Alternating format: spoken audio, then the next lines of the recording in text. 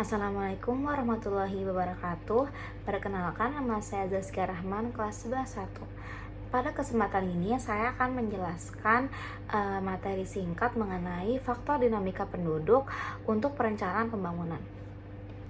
Jadi, dinamika penduduk itu adalah perubahan jumlah penduduk yang dipengaruhi oleh dua faktor. Yang pertama itu ada faktor alami dan non-alami. Nah, untuk faktor alami itu terbagi lagi menjadi dua, yaitu yang pertama ada kelahiran atau yang disebut natalitas, yang kedua adalah kematian yang atau disebut mortalitas.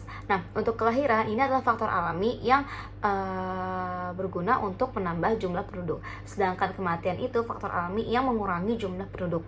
Nah, kemudian untuk faktor non alaminya itu ada migrasi. Migrasi itu adalah perpindahan penduduk yang menetap dan melampaui batas administrasi. Selanjutnya, untuk menghitung angka kelahiran itu ada tiga. Yang pertama itu CBR, GFR, sama ASBR. Nah, untuk CBR ini itu menghitung kelahiran kasar. Jadi dia hanya seluruh kelahiran dibagi dengan penduduk dikali dengan kuantitasnya. Nah, kalau GFR ini menghitung angka kelahiran umum. Jadi dia itu lebih spesifik. Jadi usia wanita produktif dibagi dengan penduduk dikali dengan kuantitas. Dan yang terakhir itu ASBR ini tuh menurut kelompok yang ditentukan. Rumusnya sama, tinggal kelahirannya itu tergantung dengan soal yang ditentukan atau kelompok umur yang ditentukan. Nah, untuk menghitung angka kematian atau mortalitas itu hanya ada dua. Yang pertama itu CDR dan ASDR. Nah, untuk CDR ini untuk menghitung angka kematian kasar, dan ASDR ini untuk kelompok tertentu. Nah, sedangkan untuk menghitung angka migrasi itu ada 4 cara. Yang pertama, migrasi masuk, migrasi keluar, migrasi bruto, dan migrasi neto.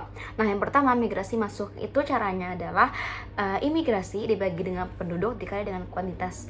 Yang kedua, itu adalah migrasi keluar, yaitu dengan cara migrasi keluar dibagi penduduk dikali kuantitas.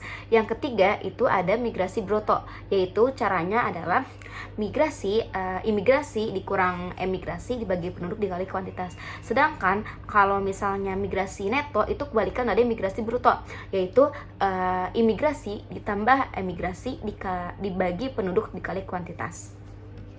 Nah, kemudian ada yang namanya piramida penduduk. Piramida penduduk ini dibagi menjadi 3, yaitu ekspansif, stasioner, dan konstruktif. Jadi, untuk piramida pertama itu ada piramida ekspansif atau piramida muda.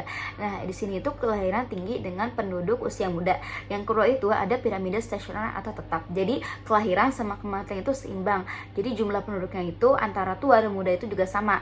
Nah, yang terakhir itu ada piramida konstruktif atau piramida tua. Jadi itu kematian itu naik drastis. Jadi di sini tuh lebih banyak usia produktif. Selanjutnya ada yang namanya bonus demografi. Nah, bonus demografi ini adalah kondisi di mana suatu negara menikmati besarnya proporsi penduduk usia kerja, yaitu usia 15 tahun sampai 64 tahun.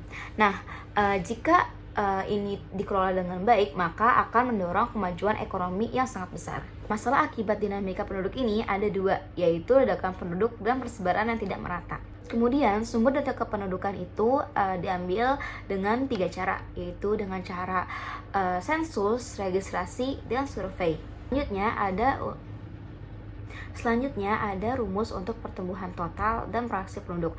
Untuk rumus pertumbuhan total itu yaitu PPT sama dengan kelahiran buka kurung kelahiran kurang kematian tutup kurung ditambah imigrasi dikurang migrasi tutup kurung. Nah, untuk rumus proyeksi penduduk itu adalah PN sama dengan PO atau tahun dasarnya ditambah buka kurung 1 plus R dibagi NN itu adalah jangka waktunya, R itu adalah persenannya. Selanjutnya juga ada rumus kepadatan penduduk kasar, fisiografis, dan agraris. Untuk kepadatan penduduk kasar itu rumusnya adalah jumlah penduduk dibagi dengan luas wilayah. Rumus jumlah kepadatan penduduk fisiografis itu adalah jumlah penduduk dibagi dengan jumlah luas wilayah pertanian. Sedangkan untuk rumus jumlah kepadatan penduduk agraris itu adalah jumlah penduduk petani dibagi dengan jumlah luas wilayah pertanian.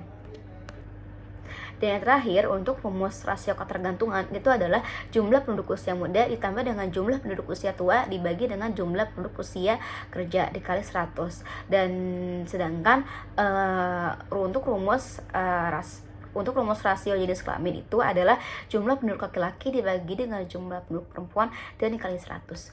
Sekian penjelasan dari saya. Mohon maaf apabila ada kesalahan. Wassalamualaikum warahmatullahi wabarakatuh.